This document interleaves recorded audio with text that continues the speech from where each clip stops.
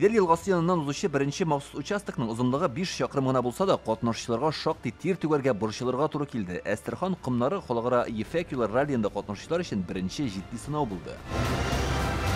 Берсеннән-берсе кискен борылышлар узышны мавыктыргыч итә. Урамдагы 37 градус эсселек хәлне тагын да катлауландыра. Ничек кенә булмасын, КамАЗ Мастер командасыннан Эдуард Николаев экипажы финишка беренче килде. Насыщенная, интересная трасса. Бик кызык булды. Оештыручылар мавыктыргыч маршрут оештырган. Старттан соң башта зур тизлектә җилдердек. Аннан соң бормалы юллар буйлап оң якка киттек. Мин канәгать. Катнашучылар озынлыгы 4000 чакрымнан артык булган юлда Россиянең төрле төбәкләре аша узачак. Быел беренчелек өчен Азия һәм Европа илләреннән 80 экипаж көч сынаша. Йөк автомобильләре, җиңел машиналар, мотоцикллар, квадроцикллар аерым категориядә ярыша. КамАЗ Мастер иң алдынгылар рәтендә, тик башкалар да җитди көндәшлек күрсәтә. Сегодня этот спецучасток ехали. Без бүгенге махсус участокны узганда иртәге көн турында уйладык. Шуңа әзерләндек. Һәр экипажның үз максаты бар. Безнең теләкләр чынга ашармы? Алга таба күрербез. Якын көннәрдә узышчылар карваны Чечняга юл тотачак. Грозныйда 42 градус эссе. Шундый шартларда бормалы юлда адашмыйча, техниканы ватмыйча вакытның кадерен белеп бары тик алга омтылырга кирәк.